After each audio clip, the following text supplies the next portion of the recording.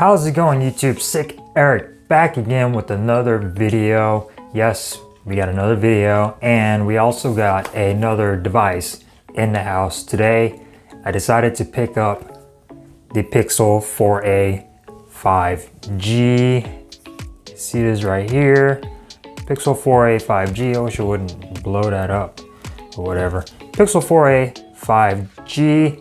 Now I was kind of hoping to get the Pixel 5, but it never came on T-Mobile. The Pixel 4a 5G is on T-Mobile, and actually this one got a little bit more better reviews than the Pixel 5 did, just because this one's cheaper and it has pretty much the same cameras on there, and just overall a really great device. The last Pixel phone I had was the Pixel 4 XL.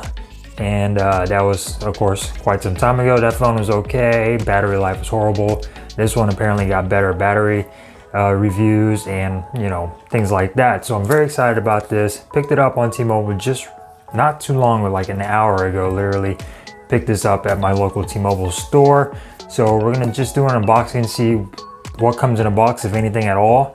Nowadays, who knows? But we're gonna do an unboxing, take a look at the phone, go over some specs and things like that of the Pixel 4a 5G. So very excited. If you're new to the channel, subscribe right now. Hit that little subscribe button and the little bell. That way you get notified on my future videos and things like that.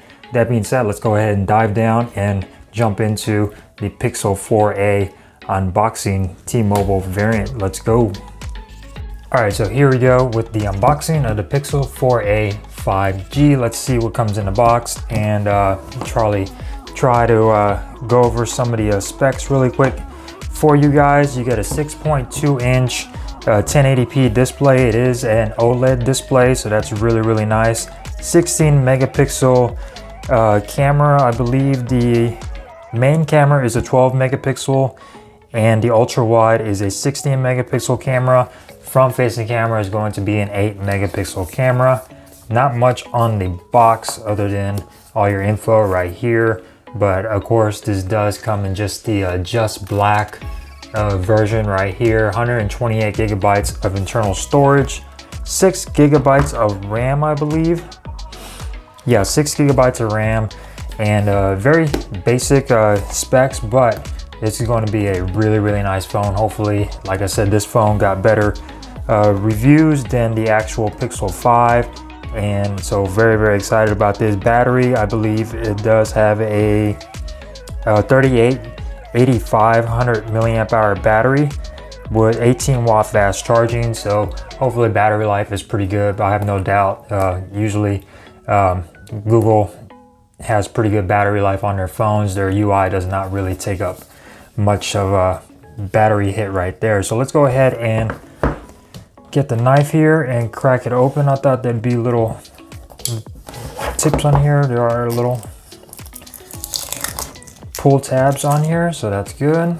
Go ahead and pull this side off too and see what comes in the box. I know unboxings nowadays are pretty bland just because people aren't including anything in their boxes. So there we go, Pixel 4a 5G, and here is the device. So very light feeling phone. This thing feels really light. Plastic back, so it should be nice and durable, but it still feels really nice in the hand. So let's go ahead and set that aside and turn it around now. You guys can get a look at that. And what else comes in a box? You get this pretty cool paper tray on there. You can put that up on the shelf. You get your SIM card, of course. Don't really use that. You get some paperwork from Google, your SIM ejection tool. Oh, look at that. You do get a charger in here. So this is, I believe, an 18 watt charger that you do get in the box. Apple, pay attention. You do get a USB-C to USB-C charging cable. So that's really nice. A lot of people are including that. The two, you know, USB-C to USB-C charging cable. And you do get your little data transfer adapter right here. You could also use that to hook up a mouse or something and transfer data between device to device. So pretty nice. You get quite a bit in the box, so that's pretty good. I was expecting a little less, but you still get a good amount of accessories in the box, so all your basic accessories. Let's go ahead and set that aside, shall we? And take a look at the device right here. So just black variant. I think this is a good size, 6.2 inches. It's not too small and not too big. So really nice. It feels great in the hand. It's a nice thin phone. You do get stereo speakers on here as well. The Pixel 5 had stereo speakers, but one is under the display, so a lot of people didn't like that. You get your little accent power button, which is a little bit of a gray white, and then your volume rocker is right underneath that. And you do get your 8 megapixel front facing camera, hole punch cut out. So let's see if there's any juice in here. And we'll go ahead and set her up, and then we'll come back, take a look at the storage, and maybe check out the camera or something. But yeah, this is really nice feeling phone. Just black. If you don't like just the one color this comes in, you can get a skin for this, which I probably will eventually down the line, just to change it up a little bit and make this a little bit more fancier. But yeah, it only comes in one color. Fingerprint sensor on the back, so no, nothing fancy. Nice reliable fingerprint sensor on the back. Your 2 cameras right there, your 16 and your, I believe it's a 12 megapixel. Yeah, 12 megapixel main sensor and 16 ultra wide, with your flash and a little bit of a mic. And then your 8 megapixel front facing camera, your earpiece up here, which doubles as a secondary speaker. And look at that, you get a headphone jack, guys. Really nice. And your other speaker is going to be at the bottom along with a mic, USB Type-C. And like I said, this is a plastic back, but it's a uniform body, so should be nice and durable. I may not even slap a case on this, and you get the Google logo at the bottom. So really nice. We'll go ahead and set this up and we'll be right back, guys. Don't go anywhere. All right, so we are back in the phone right here. So this is the home screen. Hole punch for the camera is a little bit bigger than usual, like a Samsung or a OnePlus, but still not a deal breaker. So really nice. Let's go ahead and check out the storage on here. We do have dark mode on, and here are all your settings. Battery is about 67%, so it's pretty good for a first time charge. Let's go ahead and storage right here. So 15.7 gigabytes is being used out of 128. So 12% out of that is being used, and I have not downloaded any apps yet for this device. Display right here, you do have the dark mode is on, adaptive brightness is on. We'll go ahead and turn that off just because I like to control my adaptive brightness. Screen timeout, etc. Colors, you have adaptive, boosted, and natural. So let's see which one I should go with. I'll probably go with boosted. What else? Styles and wallpapers. So this allows you to change some of the colors and the text. Wallpapers, these are all the wallpapers that come installed on it. Oh, they got Mandalorian wallpapers on here. What the heck? All right, so this is pretty cool. I don't know if this is Google or what, but that's pretty nice that they got some wallpapers on here. Just for fun, come alive, live in universe. Really nice wallpapers on here. Solid colors as well. And then you could also change your grid size. We'll go ahead and keep that at default. And then swipe on over. Gestures are activated on here. So really nice, clean interface. As far as a system update, let's see if there is an update available. So we're gonna go ahead and hit resume once we're done with this video. But really nice phone. Let's check out the camera, shall we? Allow while using the app. So let's go ahead and take a picture of this plant.